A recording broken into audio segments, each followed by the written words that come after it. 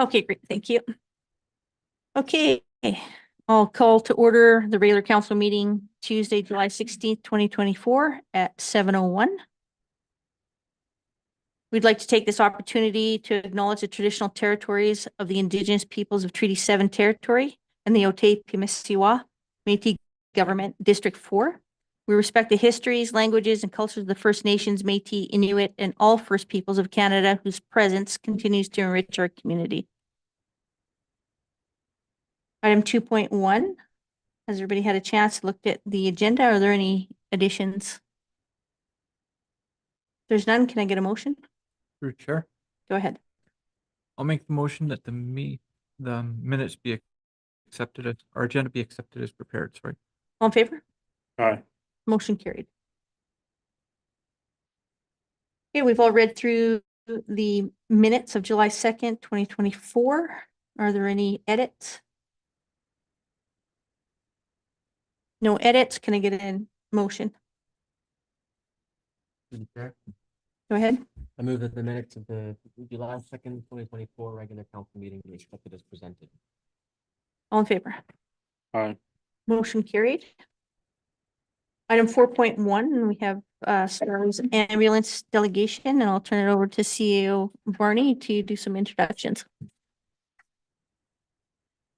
So we have a couple of folks with us here this evening. We have Glenda Farndon, who is the Senior Municipal Liaison, and Jackie Seeley, Donor Relations and Development Officer for Southern Alberta.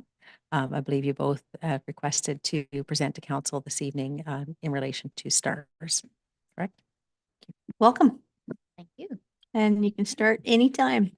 Hey, thank you very much. We're very pleased to be here and bring you information about STARS. Is this working? Is it? Okay, so I'm Jackie Seeley. I live in Southern Alberta, actually down in Bazzano. So I'm helping Glenda. As Kinza said, she's from Grand Prairie. So we've kind of split up the province so we can reach out to more of the rural communities that Glenda hasn't made it to yet. All right, so STARS is critical care, provides critical care anywhere. And it all began when a new mother died from blood loss. She was not able to get to tertiary care in Calgary on time. And this left a father with a newborn baby with no mother. For STARS founder, Gregory Powell, and his colleagues, her death was one too many. Something had to be done. So they rolled up their sleeves and got to work, and STARS Air Ambulance was born. In the beginning, it was actually Lions Ambulance, as we had a lot of support from the Lions clubs. Our very first mission was in 1985, actually down to Lethbridge, Alberta.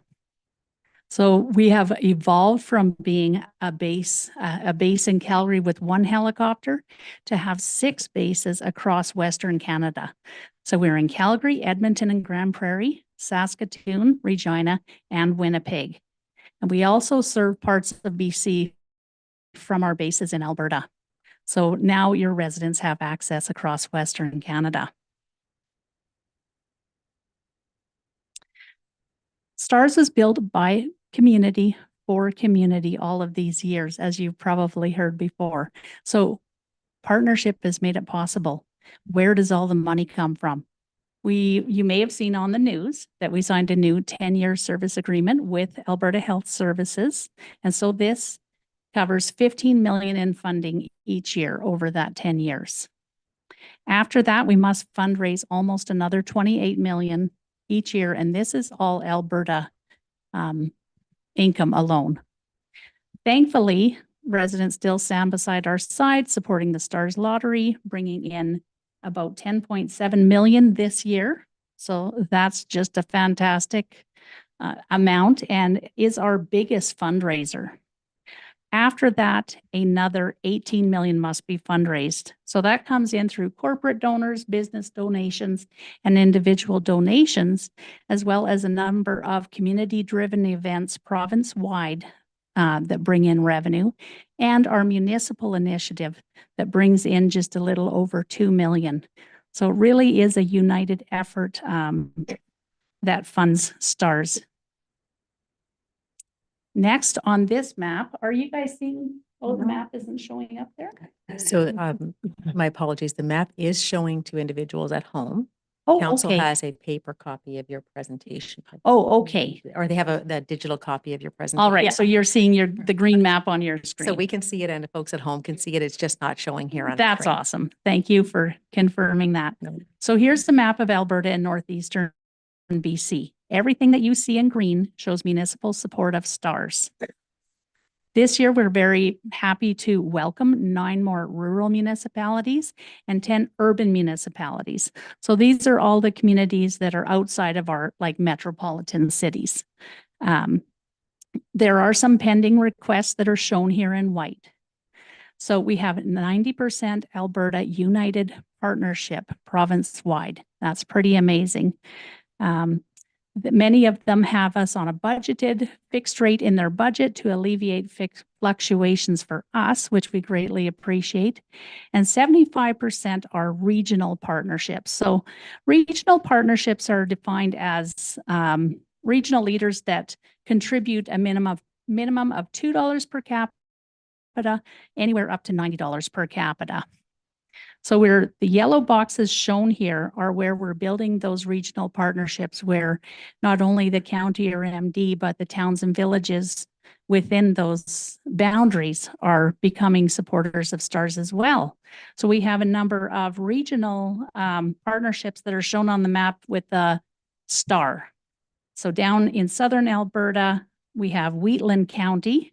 Central Alberta, we have Beaver County, and you can see there's a number of leaders up in the northern part of the province.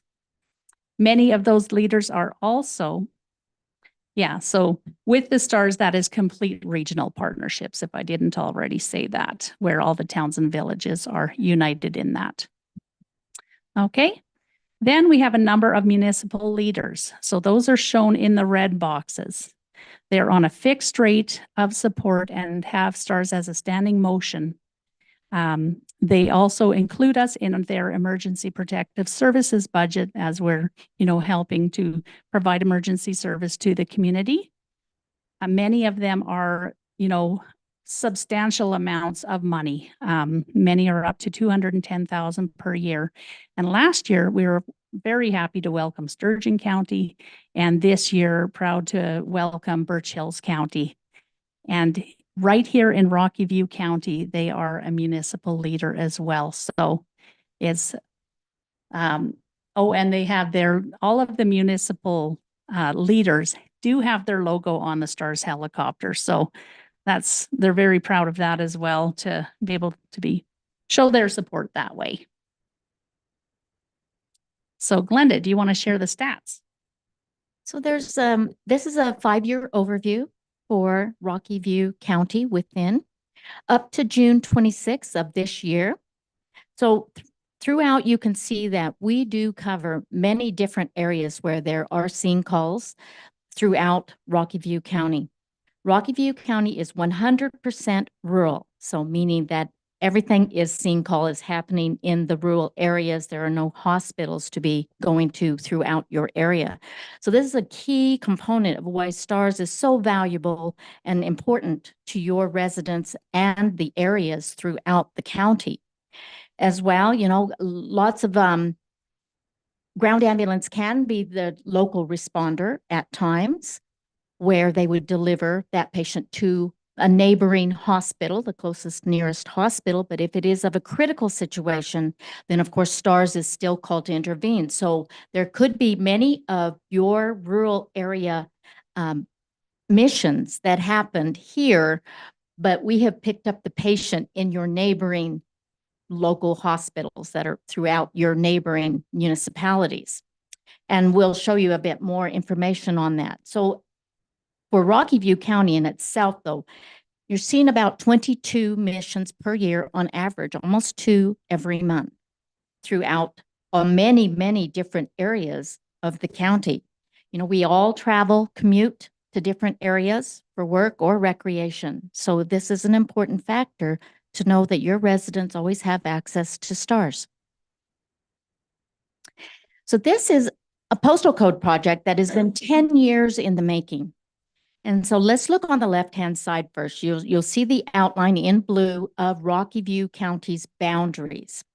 And then the different areas that are represented for the resident communities below. These are all utilizing patient postal code only, no other patient information other than the postal code where that patient lived at the time they were flown by STARS. So for Crossfield specifically, since 2010, 22 residents have been flown by STARS, not necessarily from Crossfield. In the last 5 years, 10 residents have been flown by STARS. But when we look on the right-hand side, the red dots represent the areas where all of these total 204 Rocky View County residents have been at, where they were located at the time they were picked up by STARS. Let's look into the next slide because that's a more zoomed in version. You can see the outline in blue of Rocky View County boundaries. And all of the red dots throughout 3 different provinces on where these residents had traveled. So 22 Crossfield residents were flown. 7, not necessarily Crossfield residents though, but 7 of these residents that are within Rocky View County were picked up in Crossfield. 197 were flown from 63 other locations across 3 provinces. So with the exception of Winnipeg base, your residents have been served by all 5 STARS bases across Western Canada and the many. This is very much a testament to the fact that accidents and illness do not happen just because you're close to home. Accidents and illness can happen anywhere you may travel. And your residents have access to STARS all across Western Canada. And more importantly, remembering at no cost to the patient. We are a charitable entity and proud to be that for almost 40 years next year. Thank you. STARS is much more than rapid transport. Our Emergency Link Center is located at the Calgary base and is integrated with all dispatch centers and resources province-wide. We use very precise GIS mapping coordinates, and as the dedicated critical care provider for Alberta, dedicated through the government of Alberta, we also dispatch HALO in the southeast and HERO up in the northeast. We have night vision goggle capability, and with 50% of our calls being at night, this is essential. So on average, 36,000 emergency requests per year. So on average, 100 per day. That's quite a busy center there. The STARS transport physician provides medical and procedural guidance on every critical call, regardless of the mode of transport. So if the call is critical and a patient is being transported by ground ambulance, rotary wing, or fixed wing, they are receiving that extra medical guidance for those patients. The STARS transport physician will also schedule logistical arrangements for things like a neurosurgeon, the cardiac cath lab, or a CAT scan for a possible stroke patient, so that they can send those results in advance to the receiving doctors at the receiving hospitals, and they can expedite a treatment plan while that patient is being transported. The STARS transport physician also provides virtual care to our rural hospitals. So all of these aspects are how STARS provides critical care anywhere.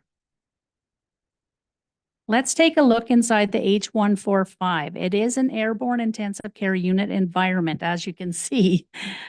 Starting with the iStat lab, it is basically the size of a cell phone. And with just a couple drops of blood, and within 2 minutes, we can have test results for hemoglobin, blood gases, and electrolytes.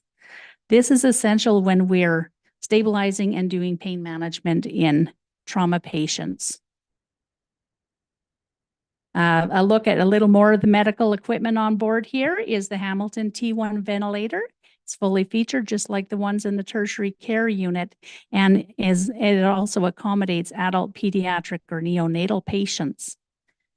STARS has carried universal blood on board for over 20 years now. We're the first helicopter EMS program in North America to carry blood on board. We increased to 4 units of blood in 2019. Receiving blood is the difference between life and death for many patients. We're also proud to announce another Canadian first. For STARS is the Massive Hemorrhage Protocol. Now, this piloted last year in Saskatchewan and came to Alberta last October. It's 2 blood products that either reverse anticoagulation or promote blood clotting in trauma patients. So there's another aspect that can really save a life. The video laryngoscope is also on board. This allows the crew member to view the trachea on the screen so that they can navigate difficult airways in trauma patients who may be burn victims or crushed on impact. So there is so much that we can do in that critical airborne intensive care unit environment as soon as the patient is with us. The EZ-IO drill is only used in time-sensitive, life-threatening situations where we need that instantaneous access so that we can begin pain management. Handheld ultrasound is also on board and can provide rapid diagnosis of collapsed lungs, internal bleeding, heart abnormalities, and even fetal complications. And now with the way that the helicopters have Bluetooth, integrated Wi-Fi, and satellite connectivity, we're able to send those results to the doctors at the receiving hospitals. So the STARS transport physician would have access and send that data ahead so they can start the treatment plan. The crew also carries a number of pain management drugs on board, like thrombolytics, including thrombolytics for strokers, query stroke patients. So we have agreements with hospitals across Western Canada who are on the stroke protocol, because any patient who has a stroke must have a scan to determine what type of stroke it is and whether it's the type that warrants giving the thrombolytic drugs. So as you can see, a lot of medical equipment on board, but most important, we have world-class crew members. Every year for over 21 years now, they have competed in the International Air Medical Transport Conference simulation competition. So internally, our crew members compete for one team of 2 to be sent to this conference. And it is a very rigorous competition. They have to triage multiple patients in very inconceivable critical situations. They are graded on their decisions, the timing of them, and also the patient outcomes. So they practice internally, do a lot of, our clinical educators at each base put them through all kinds of situations to prepare them for the unthinkable, so that when they're out there, they can, you know, they're world-class experts. So in the 21 years that they were doing it, they always placed within the top 3. And 7 of those years, they placed first place. So your residents are receiving the highest level of critical care available. Glenda. So in closing, we thank you very much for your time. We really look to the town of Crossfield Council for your leadership. As you've seen on the Sea of Green map, that we have many, many municipalities across the province, and those in the yellow boxes that represent the regional leaders are those that are continuing to build partnerships along with their county or municipal district. So we have Rocky View County as one of our municipal leaders, 9 in the entire province. We're hoping to start to build regional partnerships within this county as well. There are many regional leaders that are your bordering neighbors, as well as Jackie had explained, Wheatland County is a complete partnership, meaning every town and village within their boundaries is also a supporter along with their county. So we're hoping that we would like to build regional partnerships within Rocky View County. And we're looking to you as for leader to begin that partnership. There is significant benefits to your residents in the fact that your area sees almost, 2 missions per month wherever residents may travel As I said, you know, we all travel and commute, for whether it's for work or recreation. Together, in partnership, we can enhance rural healthcare by being able, as STARS, can provide critical care and bring that intensive care unit environment right to the scene of a patient. As well, you know, we're now providing physical as well as virtual care. So that's an important factor too in being able to assist rural physicians and nurses in procedural and medical guidance. Being the dedicated critical care provider, we provide on every critical call. We provide the procedural and medical guidance on every situation, regardless of the mode of transport. So even if a patient is going by ground ambulance or fixed wing, if it's critical, it is our STARS transport physicians that are providing all that medical oversight. And once again, at no cost to the patient because of partnership. We're averaging 10 missions every day across the 6 bases. So literally, a life is saved every day. But it's partnership that has made that possible for 40 years next year. So we kindly appreciate your consideration. Our request to you is to join the county in a $2 per capita rate, which is the majority of all of the regional leaders that we have across the province, that they are giving at a minimum $2 per capita rate. So this is our request to you. We're asking for consideration this year and next year in conjunction with your present council term. And we certainly appreciate your consideration. Thank you. Thank you, Glenda and Jackie. Great presentation.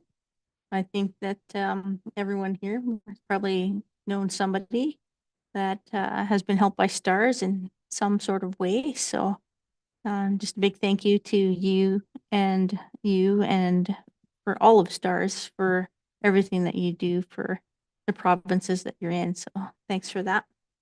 So questions for Jackie and Glenda? All of my questions were answered. Well, the one that I did have at the end there. Thank you. Much appreciated for all the work you do. Thank you. Okay. I just want to say thank you for the service. STARS has taken 2 of my family members to hospital on time, and it was just great to have you there for my family at the time, and really appreciate you. Thanks. Thank you. Ms. Fox, anything?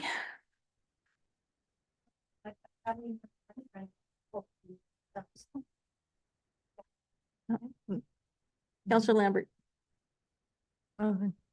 I also had a family member who used to, he had a aortic aneurysm that required him to be in a hospital in a hurry. So, yes, that's why I buy my lottery ticket every year. All right. Councillor Gustafson, anything? I've actually had nobody, I don't know anybody, family member transported by That's a STARS. good news story. Yeah. Awesome. So I think for this year, our budget is pretty tied up. But I will get, if there's no further comments, I will get a motion from council on item 4.1. Through the chair, I'll make the motion that the STARS ambulance facility be accepted as presented. Council direct administration to bring forward the financial funding request to the fall budget deliberations for council consideration. And this will be for consideration for 2025. Well, thank you. very much. All right. Very much. All in favor? Aye. Motion carried. Thanks for your great presentation and Thank you very your much. passion for the work that STARS does. We did bring you some different newsletters and as well, the brand new calendar. This came out this month and it is celebrating 40 years. So there's a lot of history there. It's a very interesting read. And we did bring one to ask you to please pass on to your fire department. Great. Thank you. We cannot do what we do best without them. Sounds great. Thank you. Thank you so much. If you don't mind, just maybe leave those with Lindsay. Thank you so much. You guys have a safe drive. They will. It's very busy up there coming. Yeah, it should be better now. Yeah. It was great to see you, Ken. Now I know where you are. Now you can track me down. All right, item 4.3 wastewater feasibility study. Derek and Kim, you're up.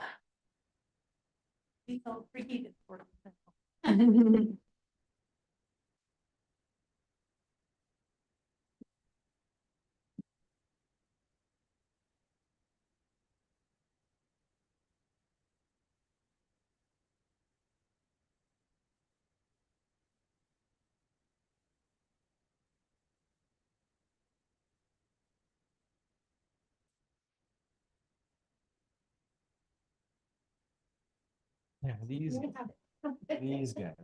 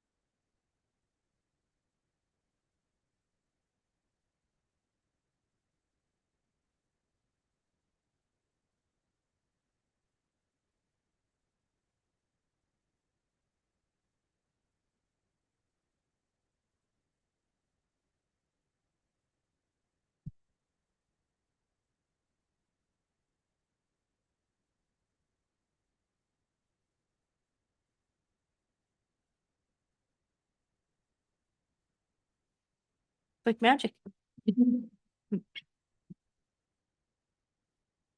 Anytime you're ready. All right. Thank you for having us and the opportunity to present our final wastewater and disposal studies to town council. So over the past year, we have done a lot of analysis and evaluation on the town's existing wastewater infrastructure and looked at what are the requirements going forward, population growth, the different types of upgrades that may be required, upgrade path, and what those may look like, as well as costing out those various options. And there's certainly quite a few options that we looked at. There's certainly I'm going to go over kind of the main upgrade paths. There's two main ones that we've looked at. Actually, three we've looked at. I think two that are really kind of need to look at more closely at as we go forward and make an upgrade plan for town of Crossfield going forward. And as with many things, our infrastructure is being stressed, and with influx of a lot of people into the Calgary region and Crossfield, we look at what are those potential population numbers that going forward. They just last year in the city of Calgary alone, there was a 6% population growth. So those types of numbers are quite substantial, and being that those numbers being reflected throughout southern Alberta. So we looked at population growth for the city of town of Crossfield and historical population growth, and then projections. And we certainly looked at a number of population projections, and we considering the influx of people into Canada and into the Calgary region, come up with a number of 4%. And last year we had a historical population around 3,800, and if we were to use a projection of 4% and moving that into the future, well, let's see, like 28, we're 2028, looking at 2,600, 2038, 6,800, and, at the end of, the design horizon, we're looking at a population of 10,000 people, which is certainly quite a substantial increase. Over time, that's certainly not unreasonable given the population growth that area has been experiencing as of late. And then this is going to have an impact on the type of infrastructure that we look at, and how that can be handled. The existing footprint, and also there'll be attenuating environmental impact that we need to look at as well. And with this population growth, it has impacts on the projected wastewater flows. Currently, we have a current average daily flow of around 1,200 meters cubed per day, and depending on the upgrade path we're going to go down, we are going to be designing towards the average daily flow or a max monthly average daily flow. And I kind of go into the differences that later, but in 25 years, we could be looking at going from 1,200 to almost 3,500 meters cubed per day for an average daily flow, or the max monthly average daily flow increase from 1,226 to 4,900 meters cubed per day. The max monthly average daily flow is kind of more related to mechanical wastewater treatment facilities and having to be able to handle large fluctuations in flow, whereas the current lagoon system has much more buffering storage capacity, which can handle daily fluctuations in flow much more easily. So that's why we have a lower number for the average daily flow. The existing treatment system is comprised of several different components. So we have at the head of the wastewater treatment facility anaerobic cells, which takes in the initial flow of the town's wastewater and provides some initial treatment to the wastewater. The main treatment occurs in the facultative cell, where PSS and biological oxygen demand is reduced, and following that, once the main treatment wastewater has been treated, is then conveyed to the storage cells to the west of the town, west of Range Road. Well, this is a very large pond, over 300,000 cubes, and has the ability to store wastewater for a year, because we have an annual release. So very large pond. And all these we've looked at in terms of how that's going to be able to handle the future upgrades. Now, there was some upgrades made recently to the wastewater treatment lagoons. Prior to that, there were some issues in terms of capacity. We have the anaerobic cell, the facultative cell, and the storage cell. They have various volumes, and they have their function for treatment. And the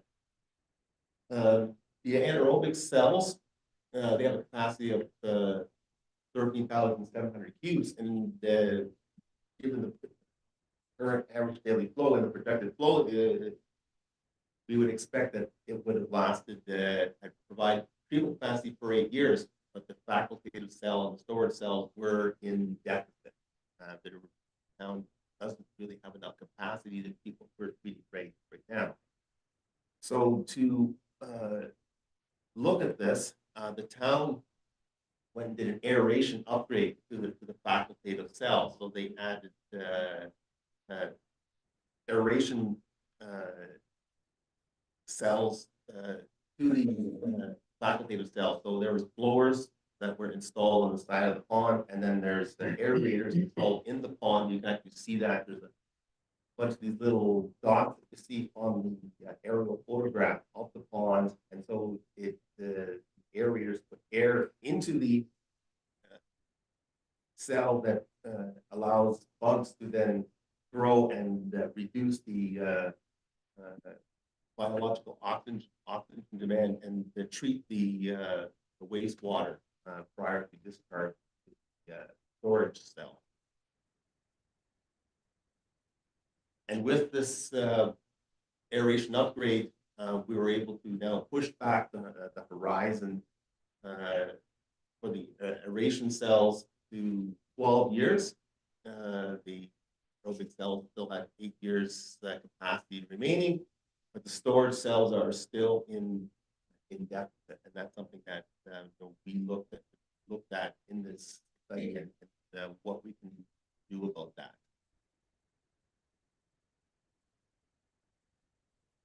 So the storage cells, the treated effluent, the town also has a number of different ways that they can handle and mitigate, what to do with this if we don't have excess storage capacity for future growth. And currently, the town is employing, golf course irrigation. There's the use of the pivot field and sale of the effluent. There's been opportunities the town has been able to utilize in selling treated wastewater effluent, to get a bit of revenue. But really, the main way is the annual release of treated effluent to Nose Creek, done in the fall around November over a 3-week period. But this is certainly challenging, only having one annual release. That we have to store the water for a whole year, and then that's why we're running into deficit situations. And it would certainly be advantageous for the town if we would be able to have more releases, and that's something that I've explored. But certainly on a day-to-day operation, being able to manage the effluent is certainly critical for the town to continue to operate their wastewater treatment facility and handle treated effluent effectively. But these are not reliable. We may not be able to sell the effluent. We can have extremely rainy years where maybe we're not able to irrigate the way that we like. So while these are great to have, external factors may influence how much we can access these discharge facilities. So going forward, we looked at the one path is upgrading the existing lagoon system, and what would be required to, over the next 25 years, what kind of expansions that would need to be done to handle up to 2048, how much expansion would be required for these various components. So the anaerobic cell, we would need an expansion of 14,000 cubes. The aeration cells, we would need another 49,000 cubes. And these are not substantial. They're fairly normal amounts, but the really big one is the storage cell, considering that we have 385,000 cubes, we're going to need to expand it by 887,000 cubes, and that's certainly a huge number if we were to go down this path. And all these wouldn't necessarily need to be done today. They can be staged over a number of years. Certainly, phase one would be looking at upgrades to the storage capacity, increasing that. Phase two, in 5 to 10 years, we would be looking at aeration cell upgrades, anaerobic cell upgrades, and in phase three, 15 to 20 years, would be more storage cell upgrades as well as adding some additional aeration cell upgrades.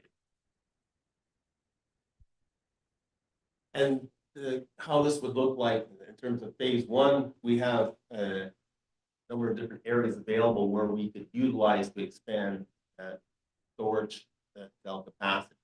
Area D, E, and F. Those can be utilized to access and obtain that 800,000 plus cubes.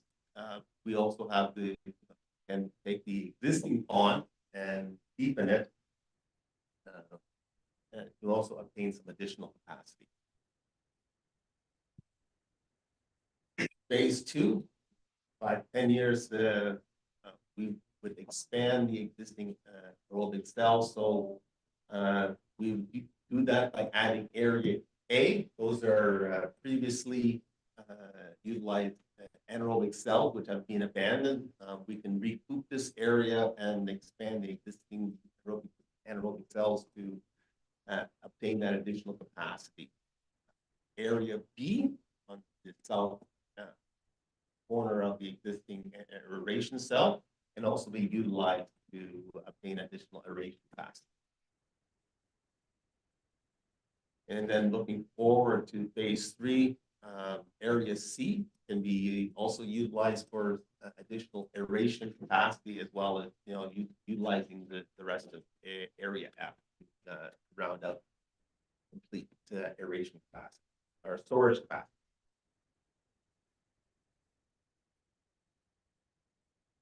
So as part of the one path, which I just went over, is upgrading the existing lagoon system, and that's certainly something we should look at. But there's other factors in play in southern Alberta, as town of Crossfield grows and our population grows, there's certainly more attention is being paid to us by Alberta Environment, and this is with respect to phosphorus and ammonia discharges in Nose Creek. Certainly, the town has been very diligent and careful in terms of what we discharge to Nose Creek, and the quality of the water that's been going in there has been very good and meeting our current regulatory requirements. But Alberta Environment is looking at, as towns grow, they are asking them to remove additional substances from their discharge, and that phosphorus and ammonia. So like other communities, like Rocky Mountain House, Diamond Valley, High River, the town of Langdon, have all, as they've grown, have been asked to remove, look into technologies to remove these substances. And the Alberta Environment has certainly been thinking about this and asking the town of Crossfield to investigate how we might be also able to remove the substances. They've requested an upgrade plan from the town on how to address this, and it's part of this plan. They've looked at having the town complete a receiving stream analysis at the point of discharge into Nose Creek. The town has already been asked and working with Nose Creek Partnership. They've certainly been looking at how to reduce the phosphorus and ammonia discharges into Nose Creek, and Alberta Environment is looking at asking the town to also do an analysis. Combined with that, doing this receiving stream analysis would be identifying effluent limits, as well as working out additional discharges. So Alberta Environment like to propose some new effluent limits and a discharge regime. So 2 discharge, 3 discharge, 4 discharges throughout the year, which would be very beneficial for the town in terms of managing the storage or wastewater storage. So if we have additional discharges, our requirements for storage capacity go down dramatically.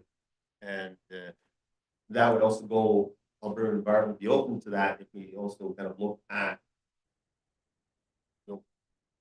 phosphorus and ammonia reduction. So to be able to make this happen, we investigated a number of technologies that can accomplish this. These that would be classified as post-lagoon mechanical wastewater treatment facilities.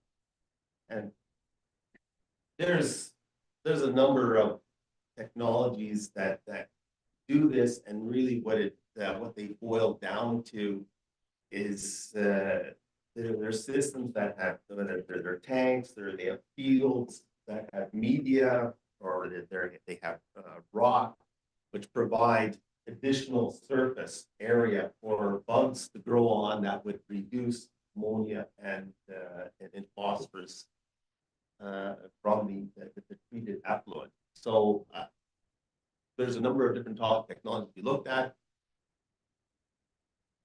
They have differences between them, but they boil down to using media of some sort to allow these bugs to reduce ammonia and phosphorus. Yeah. So, for example, the BioPort from Bishop that has a bunch of strings. Many of them, well, they call them bioports, in these modules that are submerged in the pond that allow the bacteria to grow on to reduce the ammonia and phosphorus. The one of the upper right-hand corner, similar philosophy. They have a media in these modules that the bacteria grow on. The lower left is crushed rock buried in a field. There's aeration in it, and the bugs grow on the crushed rock. And then the moving bed bioreactors, so a bunch of plastic media feeds within the concrete tank, operates on a very similar principle. So these are all the types of technologies that we looked at. They've been proven and used widely throughout Alberta and Canada to do this for us. So we looked at those and priced these out, which I will get to a bit later. But I'm going to turn it over to Derek, who will talk about the various regional options that we looked at. Thank you. So as Kim said, we analyzed both lagoon upgrades and mechanical treatment options. We also took a look at some regional options. 3 of them, in fact, option 1 being the transport of wastewater to Calgary through Airdrie, option 2 being transport of wastewater to Calgary directly, and option 3 for transport to the Balzac area for ultimate treatment near Langdon. All of these options share in common the fact that we would continue to use the storage lagoon for buffering between high and low flow events, especially things like wet weather flows due to rain. It would then go into a pump station, and it would be transported to endpoints at either of the 3 options via twin force mains ranging in size between 250 and 400 millimeters. There are a number of considerations with each option. The option 1 pipeline to Airdrie is, of course, by far the shortest and easily the least challenging from a hydraulic perspective. It would be essentially the easiest to pump. However, the option was considered largely to be in conjunction with upgrades that Airdrie already had in mind to do. And we believe that we may not have the time to coordinate that with Airdrie in order to facilitate that construction. Option 2 would be transport directly to Calgary. This would be hydraulically challenging. Option 3 would be transport to Balzac. That is our longest option by some margin, and it is also a fairly significant hydraulic challenge, just given the grade of the land that we would be crossing. All of the options have a number of crossings of both rail lines, highways. There's a significant amount of work that would have to be done in order to ultimately secure routes.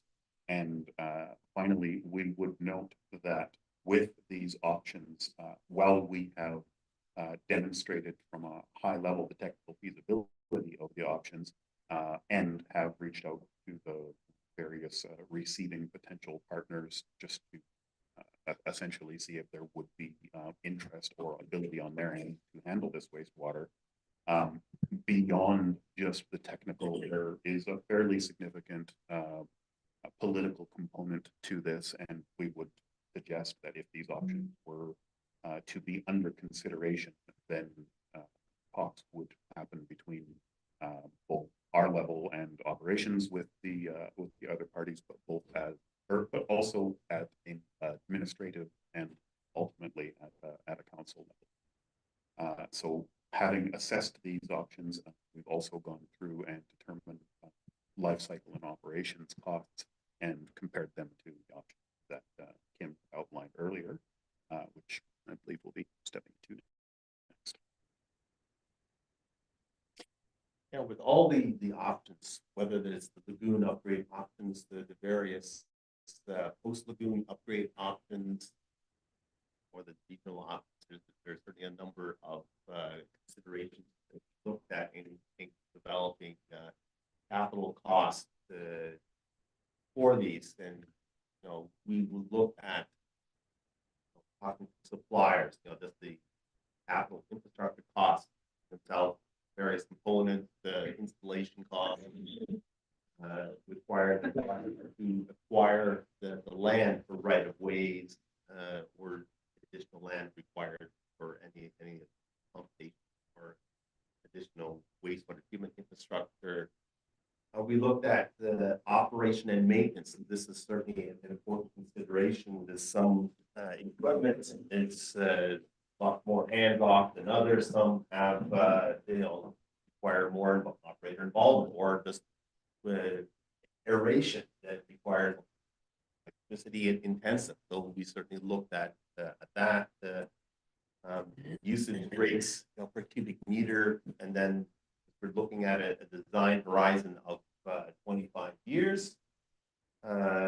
What is the cost over that? So straight up in terms of capital costs, the lagoon upgrade phase 1, 2, and 3, we're looking at $32 million. Now that $32 million can be staged over the 25 years. That's not something that the town would have to come up with, in the first couple of years. There's different horizons where that can be done.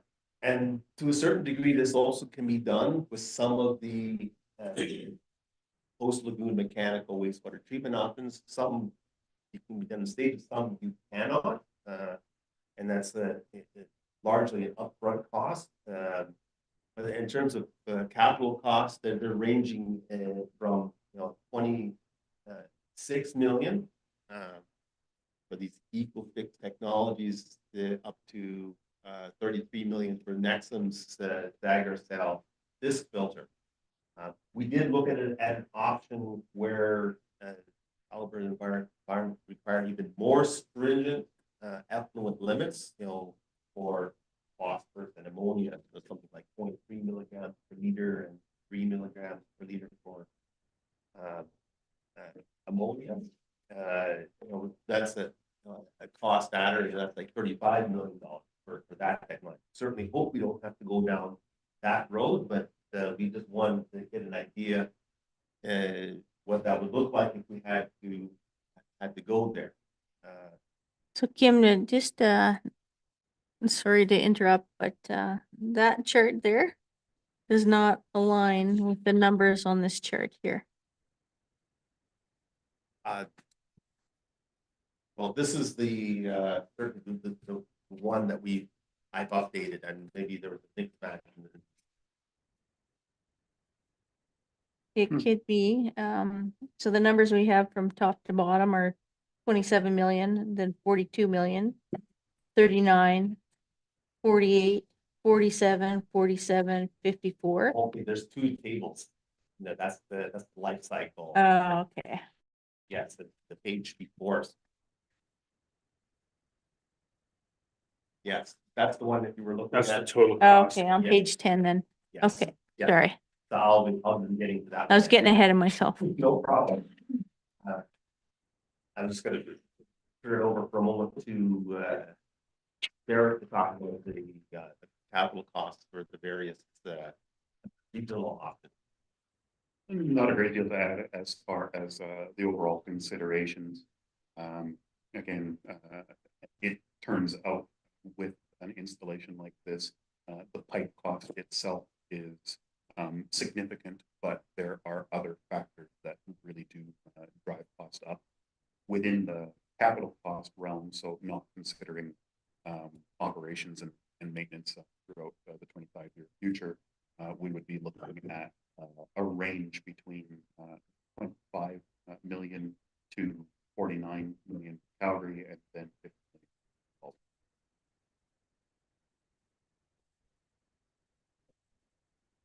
Now with the 10 life cycle cost, so it looks at staging, being able to stage upgrades, being able to defer costs, also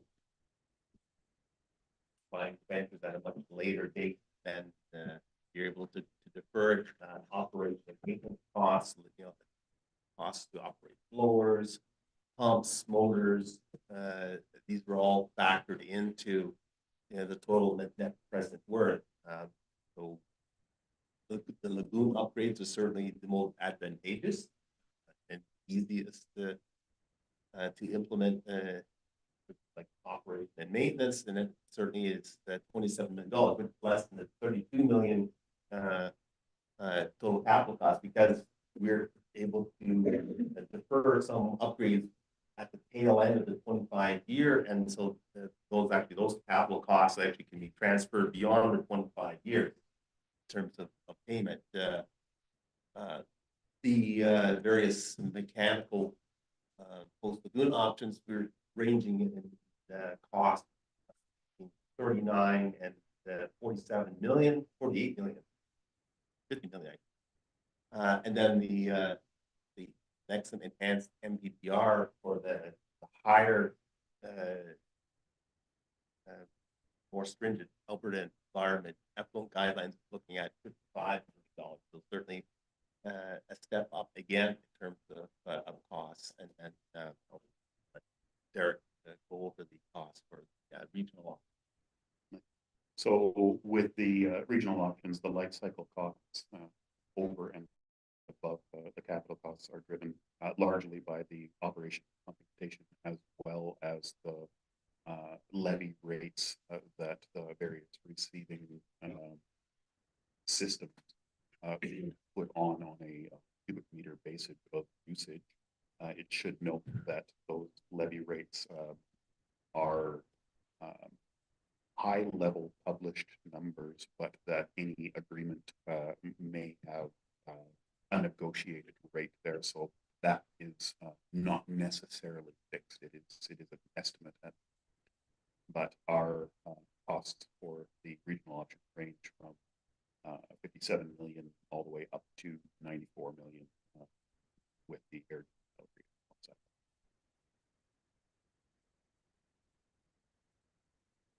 So in terms of recommendations going forward, identified a number of actions that the town take to address population growth, various upgrades to the wastewater treatment facilities. I think the top of the list is that the town to continue with the short-term storage and diversion of the effluent. Continue to golf course, the pivot field, sale of treated effluent. That's certainly been we're in a deficit right now, but those actions has allowed the town to manage it quite well in the short term and be able to handle the current growth that's going on. That's certainly a very good short-term strategy, and we would certainly encourage that done going forward. We recommend testing for phosphorus and ammonia. Now, this is not a substance that's regulated right now. The town is required to remove this, but there may be a future date that Alberta Department may like us to do that. And I know the town has actually already started testing for this and being able to build up a database of these types of numbers. Should we be required to remove it, we now have data in terms of the size of equipment, and we can size it much more conservatively if we have to do that. Certainly in the short term, we should look at increasing storage cell capacity. That's an area that we're in a deficit. Sort of look at how and what would be the right number to utilize for that, but that would certainly help short-term storage deficit that we have right now. We would just recommend complete a receiving water assessment on North Peak discharge, and that's kind of the piece of the puzzle that would tie into the upgrade plan that Alberta Environment is looking for. Once we have that, we can propose some capital limits and then go to Alberta Environment and prepare an upgrade plan for the town's wastewater infrastructure. And look at getting additional discharge to then help with storage capacity and certainly alleviate issues surrounding storage capacity, and as well the depending what these capital limits should be, then we can develop an upgrade plan.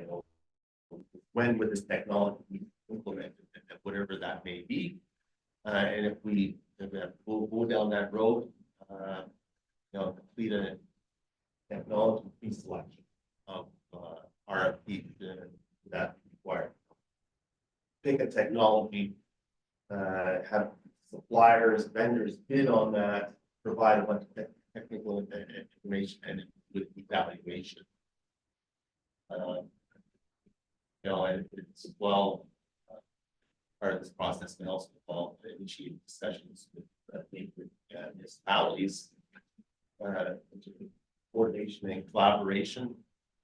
And I think something that we've also been doing, pretty soon, is to grant funding to the lagoon mechanical or regional wastewater systems. And we can even look at like some of these studies, Nose Creek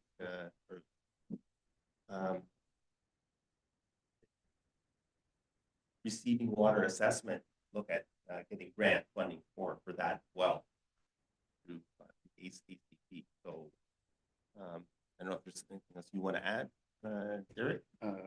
Not over and above. Great, thank you. Who has some questions for Derek and Kim? Through the chair. Councillor Gustafson. First of all, the abandoned anaerobic cells. Do we have any feedback why they were abandoned? Any history on what happened to them? You said we can use them again, and why were they abandoned?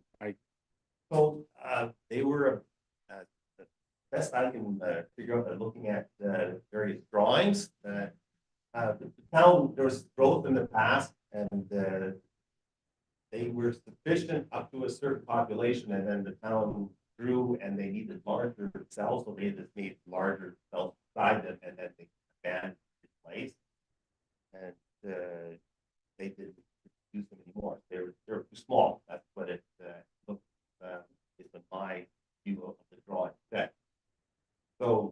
utilize them, we need earthwork, like, scrapers, local earthwork around to be able to make the larger and just help with what's there. They're pretty small, the existing, or those abandoned cells, and look like in the 80s they stopped using. But the parts itself, they didn't look at it. It is a bit of a challenge in terms of you have to shut down some of them to be able to do the earthwork. You have to do some careful staging. So you can still utilize them and then do that during certain times of the year where there's less flow. So maybe you could do shut down 2 of them, you expand 2 of them, and you put those into service, and then you do the other 2. So you have to be some careful thought. And I suspect back when they abandoned those, that they had been too costly or not worth it. It's easier to take. Which kind of makes sense. Next question. You know, looking at the numbers there, Calgary versus Balzac on the pipeline to get. You know, I know if I'm driving to Calgary, I hit Balzac first. Why is Balzac more expensive? A nuanced observation. The Balzac, being a different system, has a higher per cubic meter levy rate that would be assessed. So the usage, the length of the pipe and the usage of the system are fairly close to each other, but the levy rate for the Balzac system. Okay, I can appreciate that the cost over the 25 years could be more, but you know, putting a pipeline to Balzac, where would we be connecting versus Calgary? Because I'm guessing Calgary's connection point is where? So Calgary's connection point. It's not the easiest to see here, but both the red and green lines, that would be the options through Airdrie and the options directly to Calgary. And it should be noted as well that as far as length goes, the option to Calgary was considered to avoid any municipal boundary of Airdrie itself. So there is a little bit of a diversion there. And then the tie-in point is just at the north edge of the city there. But Balzac should be closer, is it? So Balzac does have a fairly significant east-west jog, and then as far as the north-south goes, you could see that its tie-in point on a north-south basis. Does that make sense? Or does that answer? Yeah, so it's closer to Balzac, right? Or is it further? So the 2 pipelines after we've considered the east-west jogs are fairly close in length. I'm just thinking geography wise, you're just jogging to make it avoid Airdrie. That's one consideration, certainly. Okay, thank you. Any questions from anyone else?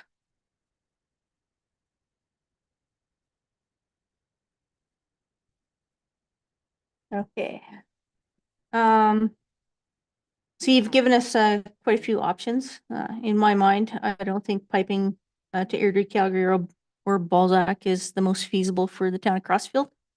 Specifically, in not only the cost to get there, but the operating costs that we would have no control of afterwards. And so, for me, I would more than likely eliminate those off the table. With the remaining ones, you noted that they've all been proven technology, but there's always one that floats to the top. Which one is that in your mind that would accommodate the new stringent Alberta environment guidelines that they want us to look after? No, I think MBPR or a bishop. The file court. So there's triple point maximum, they have an MBPR. Yeah. And bishop as well, in terms of they can be staged. Add modules as the population growth increases. So I would say Bishop is probably even better at that. EcoFix, that they're very, even though like they come out cheaper, they have systems in Eastern Canada, in Quebec in particular. They're trying to sort of get into the market in Western Canada, but I can't point to, there's a town here that has one here, but these others I certainly can, and this is a much easier to sell. But yeah, this town uses it, that one uses it, and this is their experience. Like you Langdon. At their facility. It's certainly you can go and look at it, see it. Don't travel very far. Do that. They equal thing. Back. Even though if they have a full climate, proven technology. As a town communities get larger, that there's a less likely that you want to be a guinea pig for new technologies or newer technologies, and small communities certainly 5 or 1,000 people, they tend to be more guinea pigs, but it's also the vendors are willing to help pay for some of that cost. Makes like both of them would go for it, whereas the cost, like none of these vendors would upfront.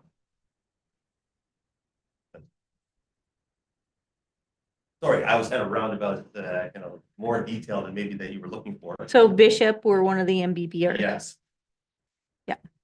Through the chair, is this just to just to clarify, this is just to pull the salt or the phosphorus out if we don't comply. The ammonia and the phosphorus if- with the MBBR? If we do not comply, this is if. Well, they do that. They also will remove biological toxins and total salt. They do that as well. They do that quite well. So they have a small footprint. But in their list of abilities, phosphorus, ammonia is one thing that they can do. It's more complex. Yeah, I get that, but it's not like we're putting, we're gonna have to expand our lagoon plus do this. No, it's either or. Either No, or. yeah, I know, I want to make that very clear Yeah. that this is either or. But the lagoon upgrade itself won't look after. No. Right. It won't, That's right. yes. Eventually, you'll have to go down this road.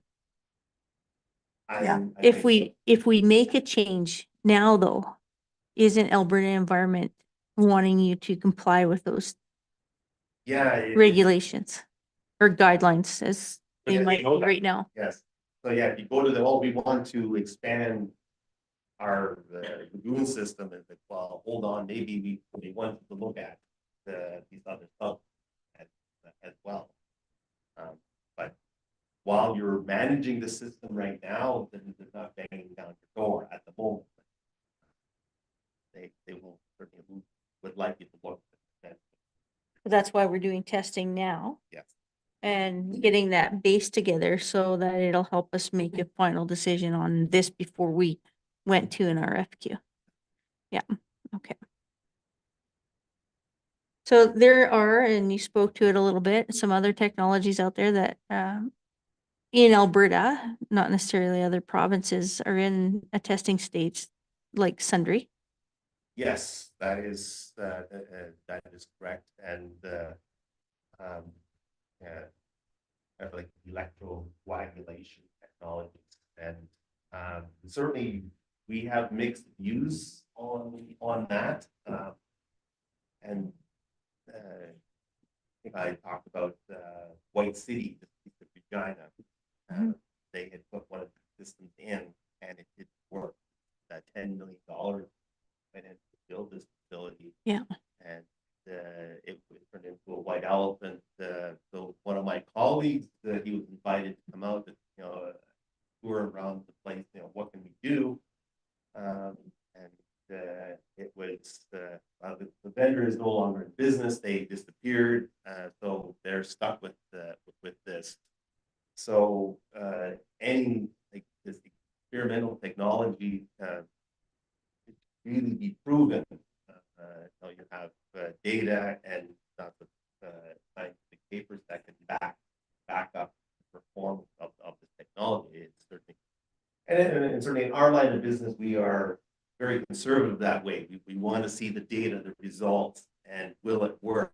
And we're not so easily swayed by something that's not new and shiny. We certainly will work with vendors who want to test this, and if they can,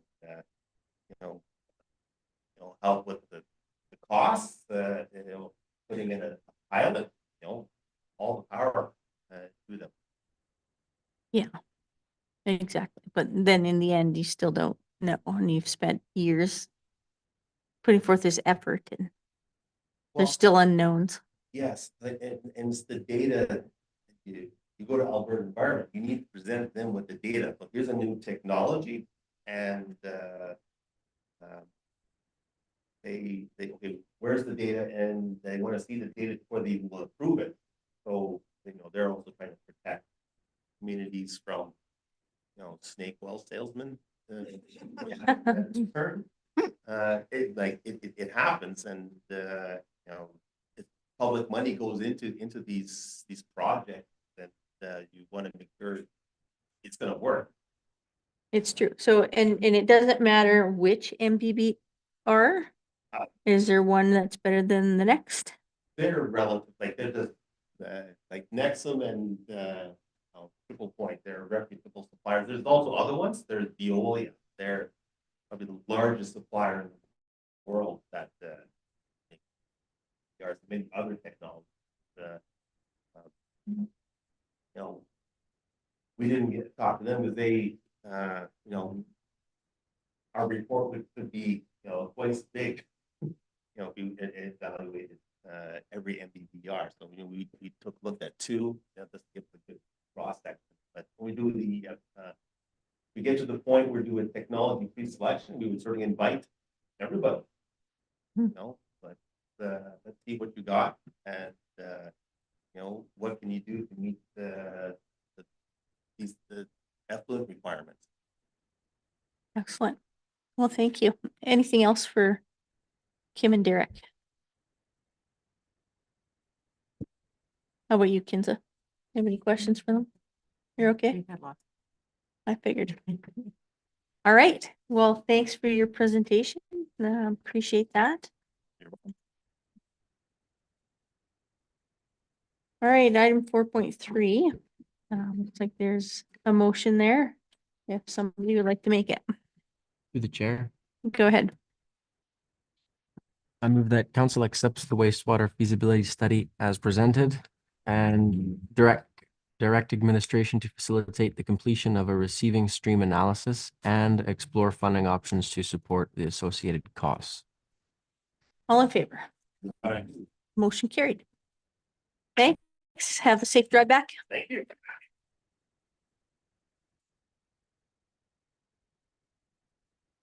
Lauren, thanks for being patient.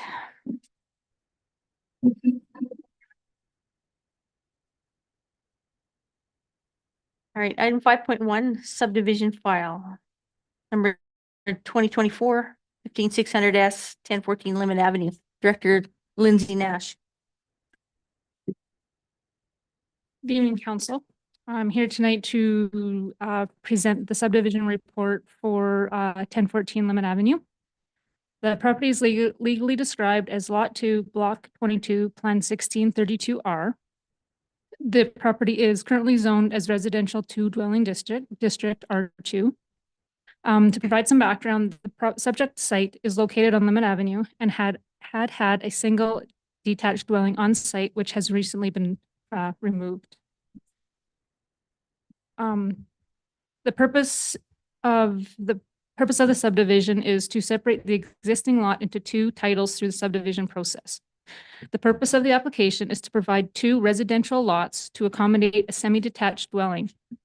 And a detached dwelling is defined as a building that contains two side-by-side horizontally separated dwelling units on a lot separated by a firewall that is designed for the purpose of providing two dwelling units and contains separate entrances at grade for each dwelling unit.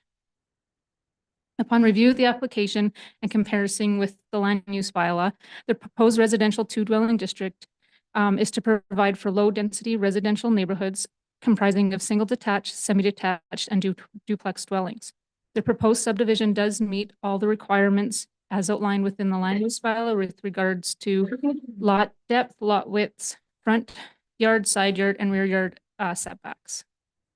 The circulation was circulated to all relative external agencies and adjacent landowners for comments. And enclosed in the report, the responses are summarized. There was no major concerns or anything noted within the circulations. Administration is recommending that the application to subdivide Plan 1632R, Block 2, Lot 22, as shown on the tentative plan, be approved as outlined with the conditions included in the report. There's a lot of conditions. Thanks, Director Nash. Questions?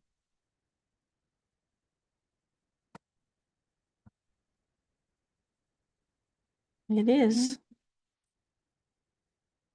Okay, if there's any discussion.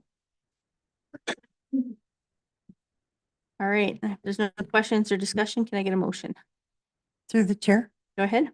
I'll make the motion that the subdivision application 2024-15600-S to subdivide Plan 1632R Block 2, Lot 22, as shown on the proposed subdivision tentative plan be approved subject to the conditions as outlined within attachment 5.1. All in favor? Opposed? Motion carried. Okay, excellent. Item 6.1, 2023 property tax public auction. Good evening, Mayor and Council. I'm here tonight to present on item 6.1 and 6.2 on the agenda. Item 6.1 is regarding the 2024 tax recovery public auction reserve bid and terms and conditions.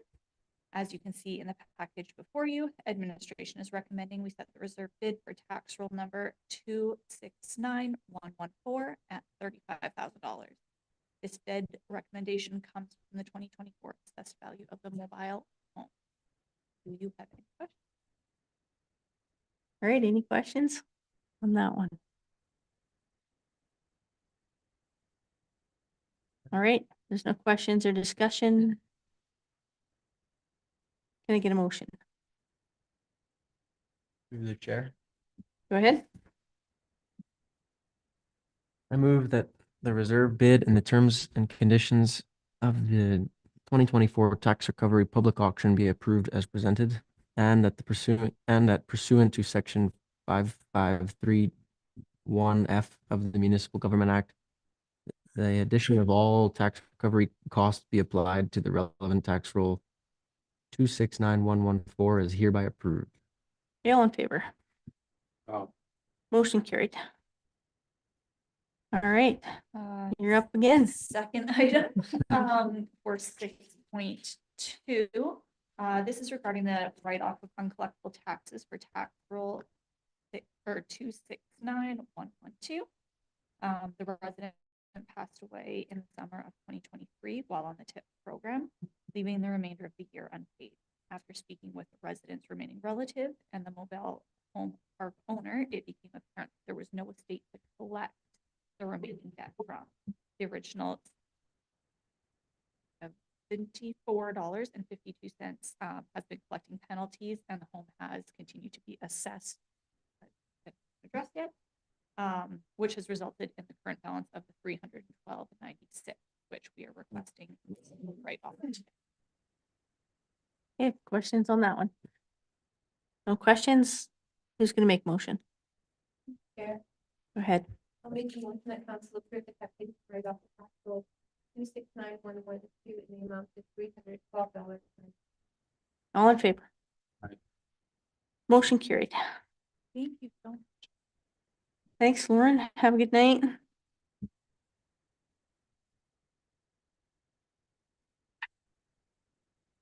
Okay, we have item 7, council reports. I have an update from our mid-sized mayor's caucus on our meeting with Premier Smith and Minister McIver of Municipal Affairs. The Mid-Sized Towns Caucus Executive Committee met with Premier Smith and Rick McIver on July 4th in Calgary at the McDougall Center. It was a very valuable and productive 1-hour meeting. The Premier and Minister displayed interest and support for the initiative of Mid-Sized Towns Mayor's Caucus, citing efficiencies in messaging and dialogue between the caucus and the provincial government through one representative voice for mid-sized towns in our province. It was encouraging that the Premier and Minister were committed to future engagement with the caucus when discussing issues, initiatives that have impacts on mid-sized towns, and that improves discussion issues and initiatives that have impacts on mid-sized towns for rural Alberta, and the ability to succeed and collectively grow a stronger province. Premier Smith and Minister McIver welcomed and were very engaged in our discussion on the challenges faced by mid-sized towns, and they created by insufficient provincial funding and offered the opportunity to present solutions on ways and resources to increase our funding pot. We all agreed that property taxes are not the answer to supplement funding for infrastructure deficits. And the executive committee was very satisfied with the outcomes of the meeting and the interest shown by Premier and Minister, who have promised ongoing engagement and future meetings with our mayor's caucus. In addition to that, I've had 2 mid-sized towns meetings this past month. I went to the Urban Systems Rodeo event, saw Minister McIver there, as well as engaged with Urban Systems, and I continue to have my regular CEO meetings. Deputy Mayor Knight is not here. Councillor Brennan. We have nothing further to report. Okay.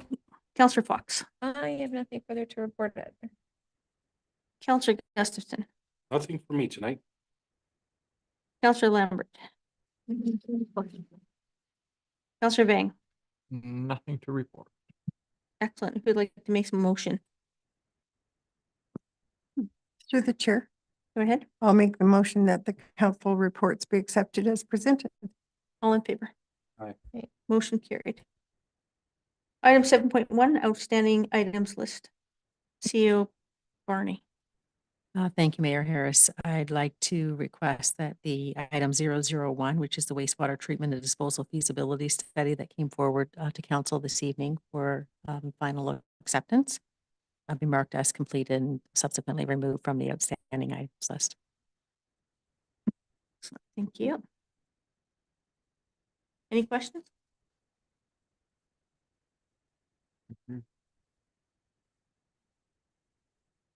Okay, although this one's not on the outstanding action list, because we are hiring for municipal enforcement, I'm just curious if we would be able to see the updated policy on municipal enforcement that we had asked for like last summer.